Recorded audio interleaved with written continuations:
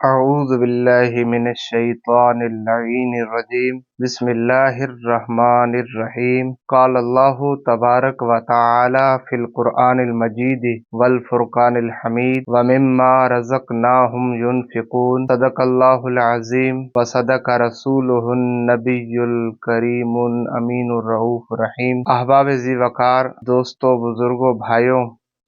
آج کا ہمارا موضوع سخن ہے صدقہ و خیرات کے حوالے سے۔ اللہ رب العزت نے قرآن مجید برہان رشید میں ارشاد فرمایا وَمِمَّا رَزَقْنَاهُمْ يُنْفِقُونَ، جو ہم نے ان کو مال عطا کیا وہ اس میں سے خرچ کرتے ہیں، یعنی صدقہ و خیرات کرتے ہیں۔ نبی کریم صلی اللہ تعالی علیہ وسلم کے حوالے سے ملتا ہے، حضرت انس بن مالک رضی اللہ تعالی عنہ کہتے ہیں کہ آقا کریم صلی اللہ تعالی علیہ وسلم سے پوچھا گیا کہ یا رسول اللہ صلی اللہ تعالی علیہ وسلم، افضل صدقہ کون سا ہے؟ تو آقا کریم صلی اللہ تعالی علیہ وسلم نے ارشاد فرمایا کہ رمضان المبارک میں صدقہ کرنا یہ افضل صدقوں میں سے ہے۔ اور نبی کریم صلی اللہ تعالی علیہ وسلم کے حوالے سے حضرت ابن عباس رضی اللہ تعالی عنہ کہتے ہیں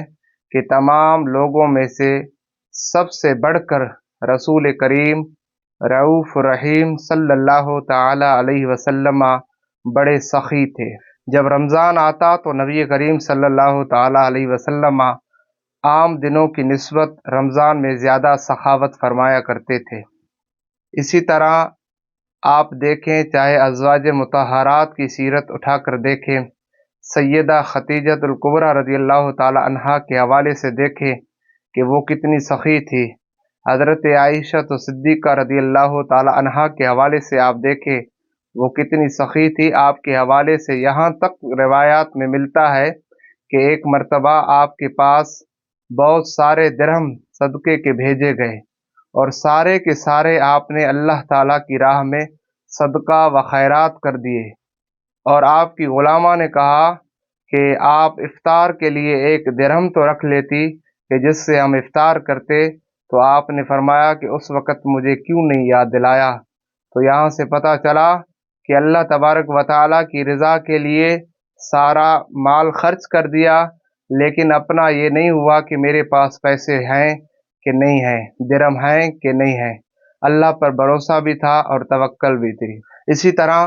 حضرت جناب ابو بکر صدیق رضی اللہ تعالی عنہ بھی حضور کے بعد بڑے سخی تھے۔ کھانے پینے کی اشیاء اپنے کاندھے مبارک پر اٹھا کر پہنچایا کرتے تھے۔ حضرت ابو بکر صدیق رضی اللہ تعالی عنہ کے بعد جب جناب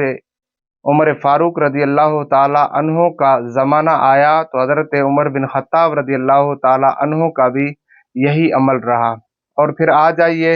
حضرت سیدنا عثمان غنی رضی اللہ تعالی عنہ، تو آپ بھی بڑے سخی تھے کہ آج بھی آپ مدینہ جائیں اور مدینے میں ایک باغ ہے سیدنا عثمان بن عفان رضی اللہ تعالی عنہ کے نام سے، اور آج بھی اس کی جو کمائی ہے وہ سعودی حکومت کے اکاؤنٹ میں جاتی ہے اور پھر وہ خرچ کرتے ہیں۔ حضرت علی رضی اللہ تعالی عنہ کی سخاوت کے حوالے سے بھی ملتا ہے کہ ایک سوالی آیا آپ کے دروازے پر، آپ اس وقت روٹی تناول فرمانے کے لیے بیٹھ رہے تھے کہ جب سوالی کی صدا سنی تو آپ نے روٹی حضرت امام حسن کو دی اور کہا کہ بیٹا جاؤ یہ اس سوالی کو، اس فقیر کو دے کر آؤ، یعنی صدقہ کی۔ تو یہ صحابہ کرام، اہل بیت اطہار اور ازواج مطہرات سے میں نے آپ کو صدقہ کے حوالے سے بیان کیا۔ آ جائیے فی زمانہ میں ہم لیتے ہیں کہ ہمیں کہاں صدقہ دینا چاہیے۔ پہلی یہ بات ہے کہ صدقہ فطر آپ ادا کریں، اگرچہ کتابوں میں لکھا ہوا ہے صبح صادق کے بعد آپ عید کے دن ادا کریں، لیکن فی زمانہ میں جتنی یہ دکھی انسانیت کے حالات آپ دیکھ رہے ہیں تو ہمیں چاہیے کہ ہم پہلے سے ہی صدقہ فطر ادا کریں تاکہ ان غریبوں کے غم کا مداوع کیا جائے، جن کے کھانے پینے کے لیے نہیں ہے، تاکہ ان کے لیے کچھ اسباب پیدا کیے جائیں۔ اور امیر بھائی ہیں، میں ان سے بھی دست بستہ عرض کرتا ہوں کہ خدا را آپ اپنے گھروں میں پیتے ہیں، کھاتے ہیں، پہنتے ہیں، آپ کے بچے 10 طعام کھاتے ہیں، لیکن خدا را اپنی غریب بہنوں کا بھی خیال رکھیں۔ اور ان حضرات سے بھی میں مخاطب ہونا چاہتا ہوں کہ اللہ تعالیٰ نے جنہیں مال سے نوازا ہے وہ سسکتی ہوئی آنکھوں کو دیکھیں، وہ آنکھوں سے بہتے ہوئے آنسو دیکھیں، وہ محتاج نظروں کو ڈھونڈیں، اور وہ دیکھیں، اپنے پڑوس میں تلاش کریں، اپنے ارد گرد تلاش کریں، اپنے رشتہ داروں میں جائیں، چھوڑ دے انا پرستی۔ آخر کیا ہے، آج زندگی ہے، کل ہم نے مر ہی جانا ہے، سارا کچھ یہیں رہ جائے گا، خالی ہاتھ آئے تھے، خالی ہاتھ یہاں سے جانا ہے۔ تو وہ احباب اگرچہ بڑی بڑی ٹرسٹوں میں بھیجتے ہیں، اپنی صدقات ہو، خیرات ہو، زکوٰۃ ہو، بڑی اچھی بات ہے، دینا چاہیے اللہ تعالیٰ کی راہ میں، لیکن اس سے بڑھ کر اگر اللہ نے کسی بھائی کو مال اور دولت سے نوازا ہے تو خدا را اپنے عزیز و اقارب، رشتہ دار، پڑوس، اس میں ڈھونڈے۔ ایسے ایسے سفید پوش ہیں، نہ سحری کے لیے ان کے پاس کھانے کے لیے کچھ ہے، نہ افطار کرنے کے لیے ان کے پاس کچھ ہے، تو ہم تو دوڑ دوڑ کر جاتے ہیں مساجد میں فقط اس لیے کہ اللہ ہماری نمازوں کو قبول کرے، سحری کرواتے ہیں اس لیے کہ فقط جس نے سحری کی اللہ روزے کے برابر سارے دن وہ بھوکا رہے گا، پیاسا رہے گا، اس روزے کا ہمیں بھی اللہ تعالیٰ ثواب عطا فرمائے گا۔ تو یہ جتنے بھی معاملات ہیں فقط اللہ تعالیٰ کو راضی کرنے کے لیے ہیں۔ تو اللہ تبارک و تعالیٰ سب سے زیادہ جو راضی ہوتے ہیں وہ روٹھے ہوئوں کو منانے میں راضی ہوتے ہیں، وہ رشتہ داروں میں مال تقسیم کرنے میں راضی ہوتے ہیں، وہ ڈھونڈ ڈھونڈ کر لوگوں کو عطا کرنے میں راضی ہوتے ہیں۔ وہ تو بادشاہ ہے، اور صدقہ اللہ تعالیٰ کے غضب کو ٹھنڈا کرتا ہے، بری موت سے بچاتا ہے، اور ہمارے جان اور مال کی حفاظت کی جاتی ہے۔ اور یہ انسان کا کوئی بھی کمال نہیں کہ میں مالی صدقہ نکالوں گا، بلکہ یہ تو میرے رب کی عطا ہے، یہ اللہ تعالیٰ کی عطا ہے، اللہ جس کو عطا کرے۔ تو عزیزان گرامی، دوستوں، بزرگوں، بھائیوں، رمضان و مبارک اپنی بہاریں لٹا رہا ہے، رم جھم اللہ تعالیٰ کی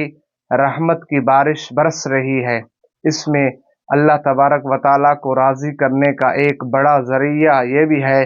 کہ آپ دکھی انسانیت کی خدمت کریں، آپ باہر نکلیں، یتیم بچوں کو ڈھونڈیں، عید کے کپڑے لے کر دیں، جوتے لے کر دیں، ان کے گھر کے احوال لیں، کسی کے کھانے کے پاس نہیں، سحری کے لیے نہیں، افطار کے لیے نہیں، عید قریب ہے، ہم تو مہنگے مہنگے سوٹ پہنیں گے، ہم تو گھروں میں کھائیں گے، طعام پکائیں گے، لیکن ان غریبوں کا کیا ہوگا؟ تو خدا را ہم دکھی انسانیت کی قدر کریں، آج زندہ ہے کل مر ہی جانا ہے۔ تو اللہ تبارک و تعالی میرا یہ کہنا، آپ کا سننا اپنی پاک بارگاہ لم یزل میں قبول و مقبول فرمائے۔ وآخر دعوایا ان الحمد للہ رب العالمین۔